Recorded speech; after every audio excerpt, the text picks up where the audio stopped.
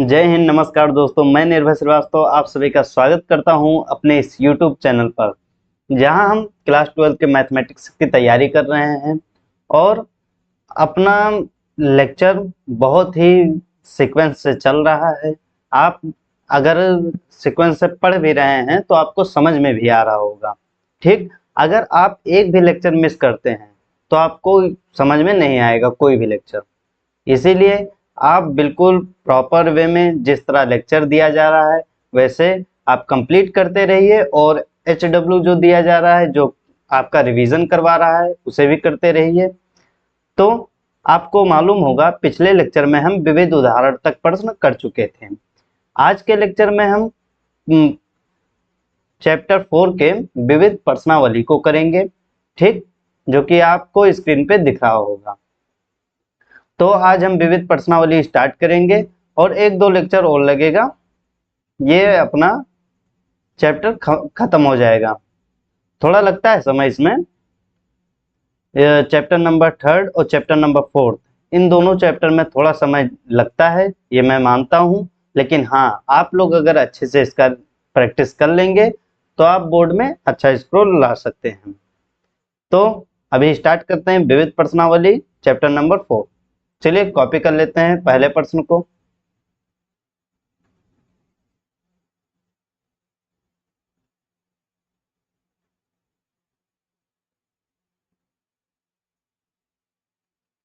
यह है पहला प्रश्न। ठीक, विविध प्रश्नावली में बस थोड़ा सा लेवल अप होता है, थोड़ा सा मतलब ना के बराबर, बहुत थोड़ा सा लेवल अप होता है। मतलब अगर आप पिछले एक्सरसाइज को, एग्जाम्पल्स को अच्छे से किए हैं तो विविध प्रश्नावली में आपको बहुत दिक्कत आने वाला नहीं है। थोड़ा सा होता है कि लेवल अप कर दिया जाता है विविध प्रश्नावली में, मतलब प्रैक्टिस के लिए बहुत ही अच्छे अच्छे क्वेश्चन डाले जाते हैं। असल में जो विविध प्रश्नावली होता है इसमें क्वेश्चन एनसीईआरटी एग्जाम्पलर से आता है। ठीक, चलिए जो भी था, जो भी है इस समय, क्योंकि ओल्ड एनसीईआरटी में तो बहुत प्रश्न थे, प्रश्नों की संख्या काफी कम की गई है। तो जो भी प्रश्न है हम करते हैं। ये अपना पहला प्रश्न है, स्टार्ट करते हैं। क्या कह रहा है प्रश्न? सिद्ध कीजिए कि सारणिक थीटा से स्वतंत्र है। मतलब इस सारणिक को जब हम सॉल्व करेंगे तो उसमें थीटा नहीं आएगा, साइन थीटा, कॉस थीटा, ऐसा कुछ वैल्यू नहीं आएगा, मतलब एंगल से स्वतंत्र है। ये चीजें हमें सिद्ध करना है। तो जब हम सारणिक का मान निकाल लेंगे वो थीटा से स्वतंत्र होगा, तो यही चीजें हमें दिखा देना है। हम लिखेंगे हल।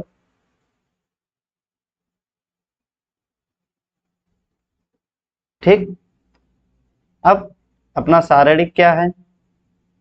एक्स माइनस साइन थीटा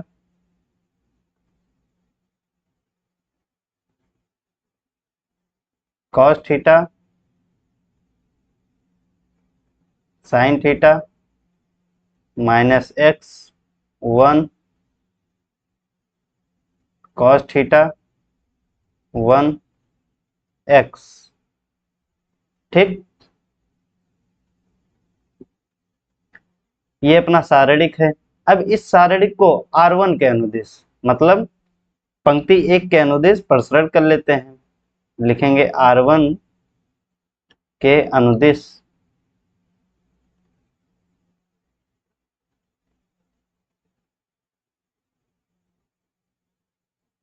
प्रसरण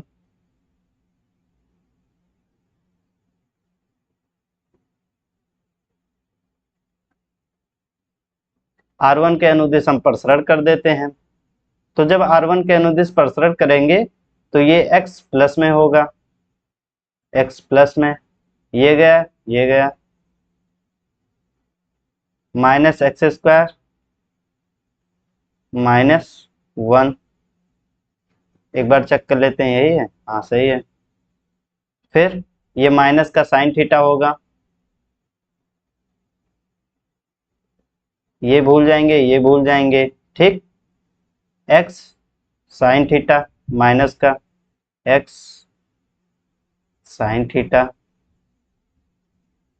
माइनस कॉस थीटा, फिर प्लस का कॉस थीटा, ये वाला लिखें कॉस थीटा, ये भूल जाएंगे, ये भूल जाएंगे।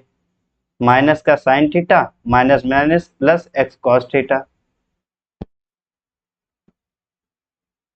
Minus sine theta plus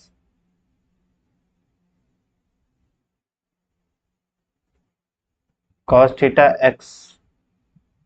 solve करते हैं इसे, एक्स को अंदर मल्टीप्लाई करेंगे, माइनस का एक्स क्यूब माइनस एक्स, फिर इस साइन थीटा को अंदर मल्टीप्लाई करेंगे तो plus x sign square theta minus plus sine theta cos theta plus cos theta, इस कॉस थीटा को अंदर मल्टीप्लाई कर रहे हैं ना, तो यहाँ पे माइनस कॉस थीटा आएगा, minus cos theta sine theta plus x cos square theta. ठीक, कोई दिक्कत? आई होप कोई दिक्कत नहीं होगा।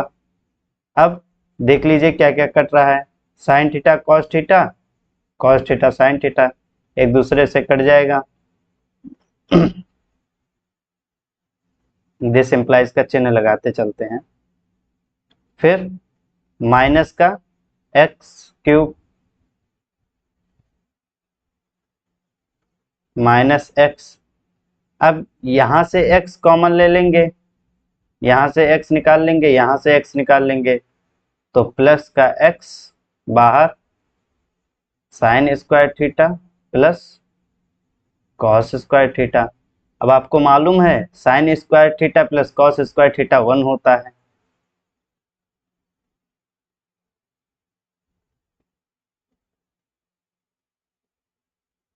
ये 1 हो जाएगा। 1 को जब x से गुणा करेंगे तो x ही रहेगा। रीजन दे दीजिए, कोई दिक्कत नहीं है। Sine square theta cos square theta is equal to 1। ठीक, अब क्या क्या कट रहा है, माइनस का x प्लस का x गायब हो गया, बचा क्या, माइनस का एक्स क्यूब। अब यहाँ पर कहीं थीटा का वैल्यू आ रहा है तो आप कहेंगे नहीं, थीटा का वैल्यू नहीं आ रहा है, तो हम लिखेंगे यहाँ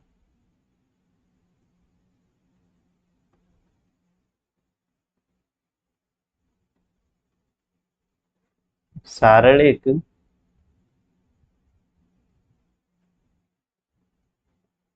का मान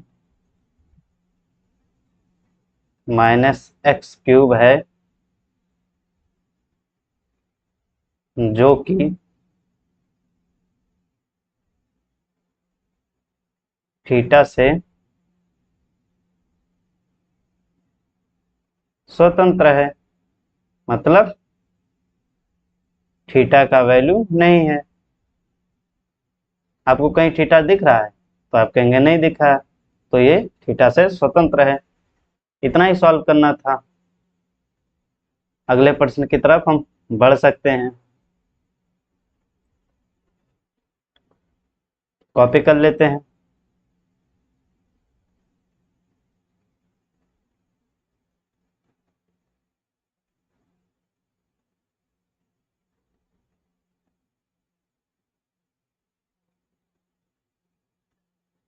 अब इसमें सारणिक दिया है हमें, और इस सारणिक को सॉल्व करके सारणिक का मान निकालना है, ये भी आसान है।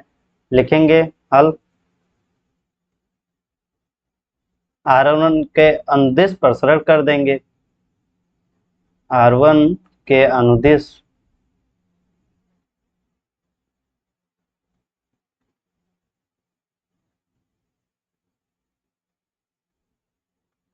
प्रसरण करने पर, ठीक, R1 के अनुदिश प्रसरण करते हैं। R1 क्या है, यही तो है, तो प्लस में कॉस अल्फा कॉस बीटा लिख देते हैं। Cos alpha cos beta bracket, इसे और इसे भूल जाएंगे। याद है ना आपको कैसे निकालते हैं शारीरिक का मान? कॉस अल्फा और कॉस बीटा को गुणा कर देंगे। Cos alpha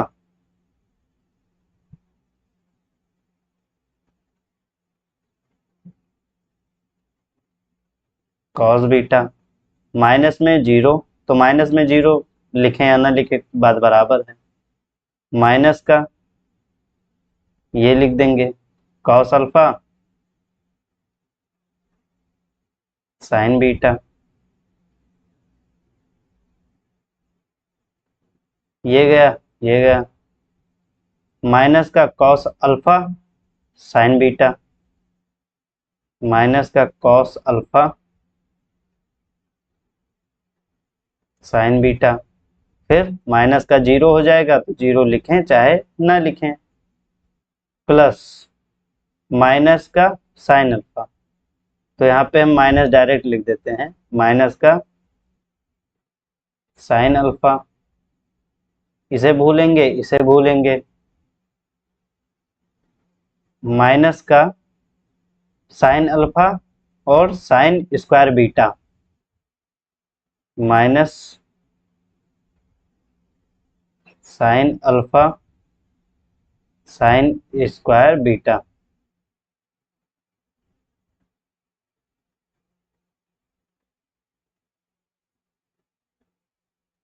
minus sine alpha sign square beta, ठीक है, minus sine alpha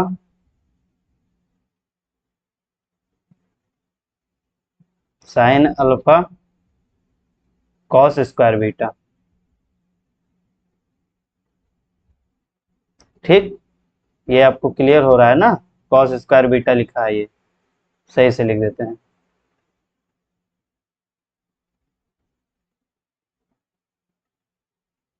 cos square beta solve कर लेते हैं इसी को।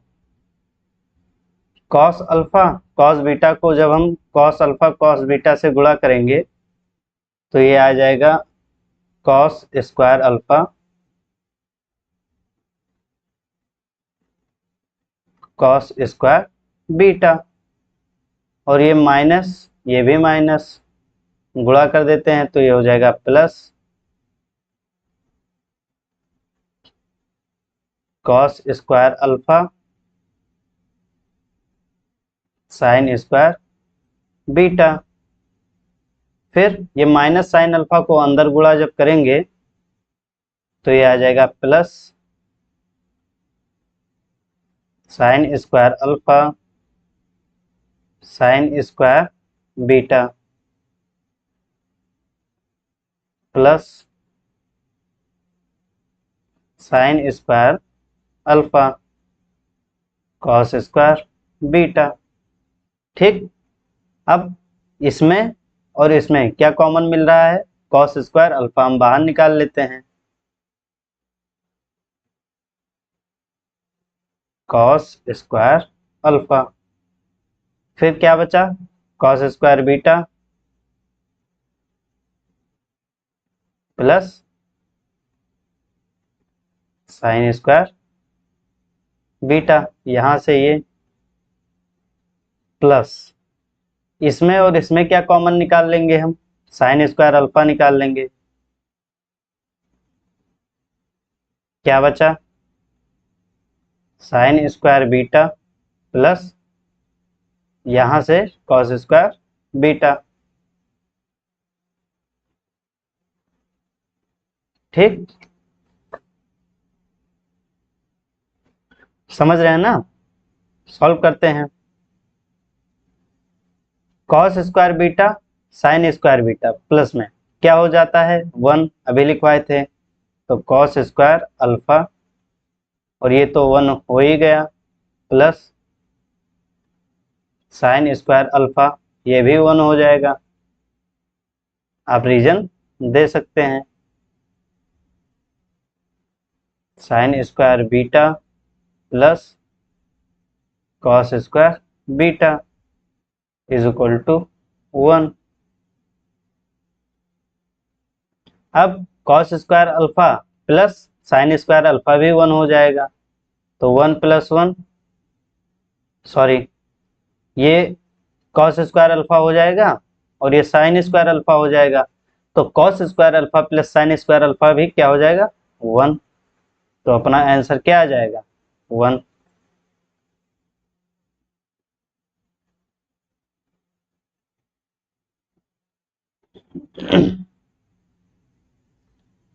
ठीक, ये प्रश्न दूसरा भी हो गया। R1 के अनुदेश प्रसरण किए और फिर सॉल्व करते गए और अपना आंसर आ गया।